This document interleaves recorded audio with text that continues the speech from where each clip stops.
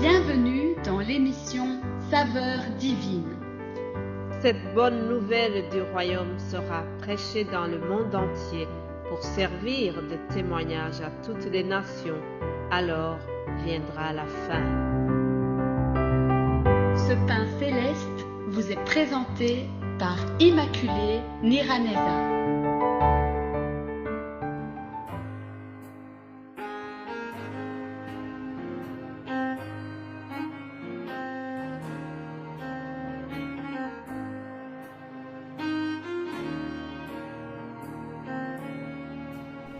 Shalom, shalom, bien-aimés qui écoutent l'émission Saveurs divines. Shalom à vous tous qui nous écoutez peut-être pour la première fois. Vous êtes tous les bienvenus. Que Dieu vous bénisse abondamment pour avoir choisi cette émission. Alléluia. Vous êtes à l'écoute de la parole de Dieu. Dieu nous fait grâce et chaque fois, chaque matin, nous pouvons partager les nouvelles du royaume de Dieu. C'est vraiment un honneur de pouvoir être le porte ou la porte-parole du Seigneur, n'est-ce pas, chers amis? J'ose espérer que ce que nous vous partageons, ça vous fait du bien, ça vous édifie et surtout ça vous aide à grandir dans votre foi et ça vous aide à vous préparer pour le retour du Christ. Aujourd'hui, nous allons continuer la parabole des 10 vierges. Hier, je vous ai donné le contexte historique, le contexte culturel dans lequel Jésus-Christ a donné cette parabole. Et nous allons continuer. J'ai déjà évoqué que le groupe de 10 filles, ça représente, c'est un symbole de tous les croyants. Tous les croyants, quelle que soit votre confession, tous les croyants en Dieu sont représentés ici dans cette catégorie des 10 vierges. Alors, ce que nous constatons, c'est que au verset 5, on nous dit que l'époux qui est Christ a tardé de venir. N'est-ce pas qu'on a cette impression que Jésus-Christ a tardé? En effet, depuis ma naissance, j'ai entendu parler de cet événement, du retour de Jésus-Christ, et aujourd'hui, il n'est pas encore là. N'est-ce pas qu'on est vraiment pressé de le voir revenir? Il y en a qui se disent, est-ce vraiment cette promesse est réelle? Quand est-ce que tu viendras, Jésus-Christ? Tu nous manques. Est-il vrai que tu viendras? Et pourtant, la promesse nous dit que quand tu viendras, tu essuieras toutes les larmes de nos yeux. Quand tu viendras, il n'y aura plus de douleur, il n'y aura plus de deuil. Apocalypse 21, 4. Il est écrit, il essuiera toute larme de leurs yeux, et la mort ne sera plus. Il n'y aura plus ni deuil, ni cri, ni douleur, car les premières choses ont disparu. Alléluia. Voilà, nous attendons tous d'être à ce moment où il n'y aura plus de douleur, où il n'y aura plus de deuil. On a l'impression que Jésus a tardé, n'est-ce pas? Il a tardé sa promesse. Vous et moi, on a parfois l'impression qu'il a tardé. Mais rassurez-vous, chers amis, rassurez-vous, le Seigneur ne tarde pas sa promesse. 2 Pierre, chapitre 3. Au verset 9, je dis ceci. Le Seigneur ne tarde pas dans l'accomplissement de la promesse, comme quelques-uns le croient, mais il use de patience envers vous, ne voulant pas qu'aucun périsse, mais voulant que tous arrivent à la repentance. Voilà, chers amis.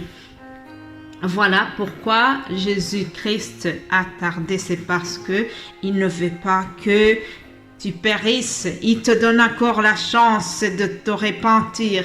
Il te donne encore la chance de venir à lui. Alléluia. Alors, revenons à notre parabole. Nous voyons que suite à ce retard de l'époux, suite au retard du Christ, il y a l'endormissement. Dans la parabole, on nous dit que toutes les filles se sont endormies. Toutes. Je voudrais souligner ce petit mot, toutes. Que ce soit les sages et les folles, elles se sont endormies. Chers amis, faisons attention. Nous sommes tous exposés au même danger, aux mêmes tentations. Que tu sois quelqu'un de très pieuse ou pas, fais attention. Que celui qui croit être debout fasse attention de ne pas tomber. Parce que le diable, comme je vous ai déjà dit hier ou avant-hier, le diable rôde toujours autour de nous. Nous risquons d'être endormis. Il y a des choses qui nous fassent dormir. Il y a des choses qui veulent nous distraire pour ne pas continuer à lire la Bible, pour ne pas être vigilant, pour ne pas rester dans ce moment d'attente de notre Seigneur. Faisons attention que les distractions du monde ne nous fassent pas dormir. Alors, la suite nous dit aussi au verset 16 qu'au milieu de la nuit, l'époux est venu. On a entendu un cri qui disait que l'époux est venu. Au milieu de la nuit, chers amis, Jésus-Christ reviendra. Il reviendra au moment où tu ne t'y attendais pas du tout. On ne connaît ni le jour ni l'heure. La Bible nous dit que personne ne connaît ni les anges, ni Jésus-Christ lui-même, mais seul le Père connaît le moment du retour. Tout ce que nous devons faire, c'est de veiller pour qu'il nous trouve prêts. Une chose très étonnante dans cette parabole, c'est que les filles sages ont refusé de partager l'huile. Ah, c'est quoi l'huile, chers amis? L'huile, c'est le Saint-Esprit. Bien-aimés en Christ, le Saint-Esprit, c'est quelque chose qui est très personnel. La foi en Christ, c'est personnel. Tu dois chercher toi-même le Saint-Esprit.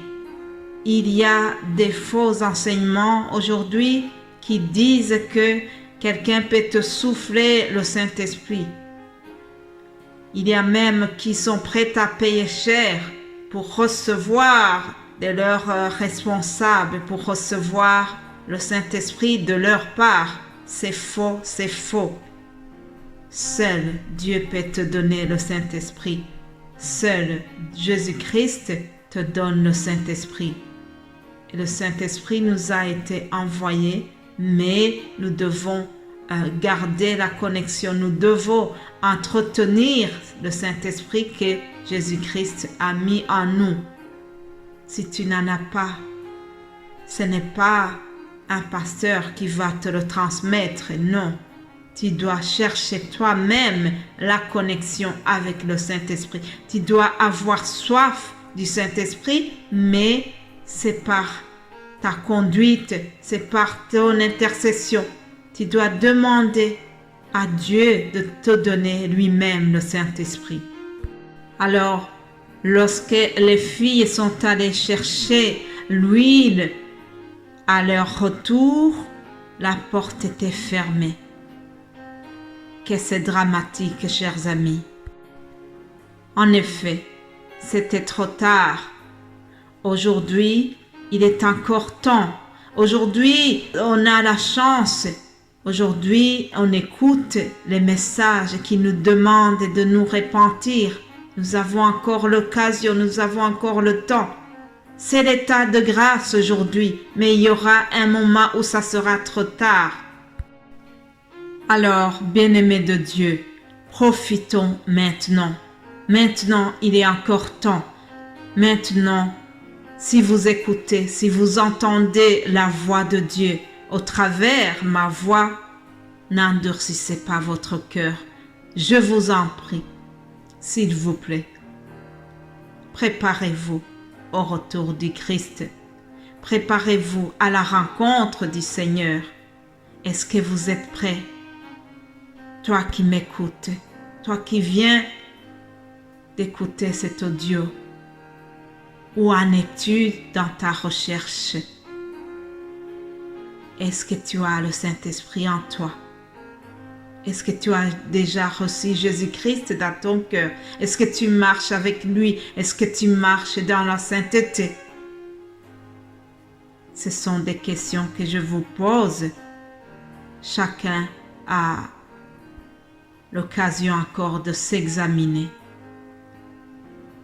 Parce qu'il viendra un moment où ça sera trop tard. Vraiment, je vous en prie et je vous souhaite de continuer à vous préparer au retour de notre Seigneur Jésus-Christ. Que Dieu vous bénisse abondamment. Amen.